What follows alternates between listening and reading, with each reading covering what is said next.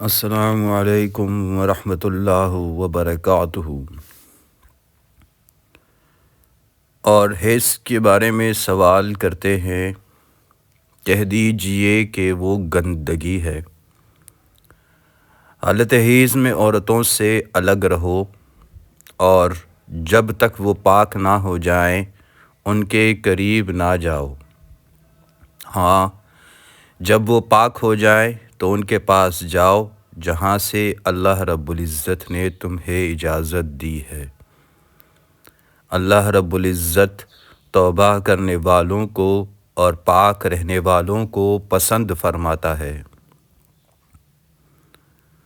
تمہاری بیویاں تمہاری کھیتیاں ہیں، اپنی کھیتیوں میں جس طرح چاہو آؤ اور اپنے لیے آگے بھیجو، اور اللہ رب العزت سے ڈرتے رہا کرو، اور جان رکھو کہ تم اس سے ملنے والے ہو، اور ایمان والوں کو خوشخبری سنا دیجئے، اور اللہ رب العزت کو اپنی قسموں کا نشانہ نہ بناؤ کہ بھلائی اور پرہیزگاری اور لوگوں کے درمیان کی اصلاح کو چھوڑ بیٹھو، اور اللہ رب العزت سننے والا جاننے والا ہے۔ اللہ رب العزت تمہیں تمہاری ان قسموں پر نہ پکڑے گا جو پختہ نہ ہوں، ہاں اس کی پکڑ اس چیز پر ہے جو تمہارے دلوں کا فعل ہو۔ اللہ رب العزت بخشنے والا اور بردبار ہے۔ جو لوگ اپنی بیویوں سے تعلق نہ رکھنے کی قسمیں کھائیں ان کے لیے 4 مہینے کی مدت ہے، پھر اگر وہ لوٹ آئیں تو اللہ رب العزت بھی بخشنے والا مہربان ہے۔ اور اگر طلاق کا ہی قصد کر لیں تو اللہ رب العزت سننے والا جاننے والا ہے۔ طلاق والی عورتیں اپنے آپ کو 3 حیض تک روکے رکھیں، انہیں حلال نہیں کہ اللہ رب العزت نے ان کے رحم میں جو پیدا کیا ہو اسے چھپائیں، اگر انہیں اللہ رب العزت پر اور قیامت کے دن پر ایمان ہو۔ ان کے خاوند اس مدت میں انہیں لوٹا لینے کے پورے حقدار ہیں اگر ان کا ارادہ اصلاح کا ہو۔ اور عورتوں کے بھی ویسے ہی حق ہیں جیسے ان پر مردوں کے ہیں، اچھائی کے ساتھ۔ ہاں، مردوں کو عورتوں پر فضیلت ہے اور اللہ رب العزت غالب ہے، حکمت والا ہے۔ یہ طلاقیں 2 مرتبہ ہیں، پھر یا تو اچھائی سے روکنا یا عمدگی کے ساتھ چھوڑ دینا ہے، اور تمہیں حلال نہیں کہ تم نے انہیں جو دے دیا ہے اس میں سے کچھ بھی لو۔ ہاں، یہ اور بات ہے کہ دونوں کو اللہ رب العزت کی حدیں قائم نہ رکھ سکنے کا خوف ہو، اس لیے اگر تمہیں ڈر ہو کہ یہ دونوں اللہ رب العزت کی حدیں قائم نہ رکھ سکیں گے تو عورت رہائی پانے کے لیے کچھ دے ڈالے، اس میں دونوں پر گناہ نہیں۔ یہ اللہ رب العزت کی حدود ہیں، خبردار ان سے آگے نہ بڑھنا، اور جو لوگ اللہ رب العزت کی حدوں سے تجاوز کر جائیں وہ ظالم ہیں۔ پھر اگر اس کو طلاق دے دے تو اب اس کے لیے حلال نہیں جب تک کہ وہ عورت اس کے سوا دوسرے سے نکاح نہ کرے، پھر اگر وہ بھی طلاق دے دے تو ان دونوں کو میل جول کر لینے میں کوئی گناہ نہیں، بشرط یہ کہ یہ جان لیں کہ اللہ رب العزت کی حدوں کو قائم رکھ سکیں گے۔ یہ اللہ رب العزت کی حدود ہیں جنہیں وہ جاننے والوں کے لیے بیان فرما رہا ہے۔ جب تم عورتوں کو طلاق دو اور وہ اپنی عدت ختم کرنے پر آئیں تو اب انہیں اچھی طرح بساؤ یا بھلائی کے ساتھ الگ کر دو، اور انہیں تکلیف پہنچانے کی غرض سے ظلم و زیادتی کے لیے نہ روکو۔ جو شخص ایسا کرے اس نے اپنی جان پر ظلم کیا۔ تم اللہ رب العزت کے احکام کو ہنسی کھیل نہ بناؤ، اور اللہ رب العزت کا احسان جو تم پر ہے یاد کرو، اور جو کچھ کتاب و حکمت اس نے نازل فرمائی ہے جس سے تمہیں نصیحت کر رہا ہے اسے بھی، اور اللہ رب العزت سے ڈرتے رہا کرو، اور جان رکھو کہ اللہ رب العزت ہر چیز کو جانتا ہے۔ اور جب تم اپنی عورتوں کو طلاق دو اور وہ اپنی عدت پوری کر لیں تو انہیں ان کے خاوندوں سے نکاح کرنے سے نہ روکو جب کہ وہ آپس میں دستور کے مطابق رضامند ہوں۔ یہ نصیحت انہیں کی جاتی ہے جنہیں تم میں سے اللہ رب العزت پر اور قیامت کے دن پر یقین و ایمان ہو۔ اس میں تمہاری بہترین صفائی اور پاکیزگی ہے۔ اللہ رب العزت جانتا ہے اور تم نہیں جانتے۔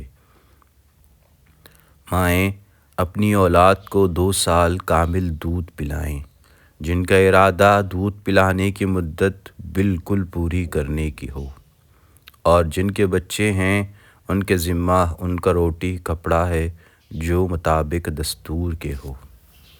ہر شخص اتنی ہی تکلیف دیا جاتا ہے جتنی اس کی طاقت ہو۔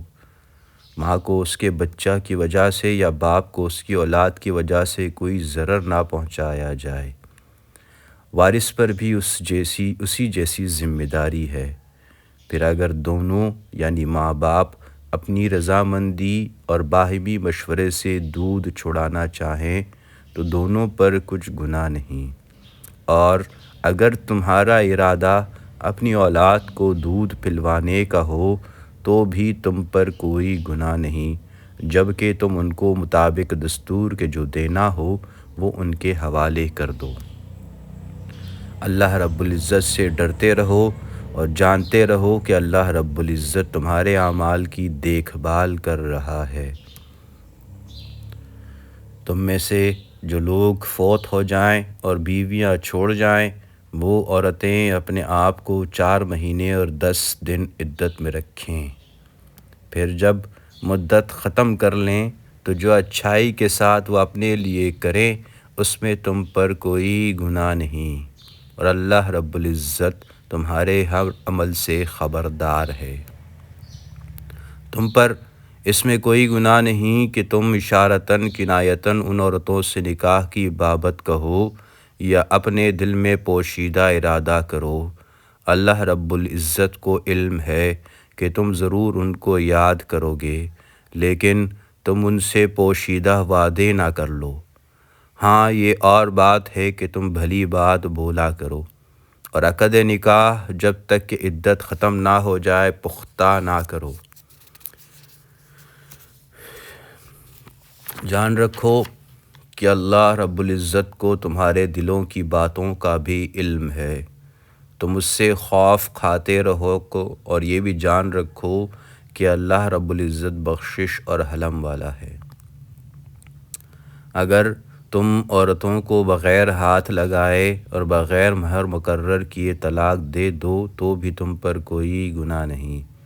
ہاں انہیں کچھ نہ کچھ فائدہ دو، خوشحال اپنے انداز سے اور تنگ دست اپنی طاقت کے مطابق دستور کے مطابق اچھا فائدہ دے۔ بھلائی کرنے والوں پر یہ لازم ہے۔ اور اگر تم عورتوں کو اس سے پہلے طلاق دے دو کہ تم نے انہیں ہاتھ لگایا ہو اور تم نے ان کا مہر بھی مقرر کر دیا ہو تو مقررہ مہر کا آدھا مہر دے دو۔ یہ اور بات ہے کہ وہ خود معاف کر دیں یا وہ شخص معاف کر دے جس کے ہاتھ میں نکاح کی گرہ ہے۔ تمہارا معاف کر دینا تقویٰ سے بہت نزدیک ہے، اور آپس کی فضیلت اور بزرگی کو فراموش نہ کرو۔ یقیناً اللہ رب العزت تمہارے اعمال کو دیکھ رہا ہے۔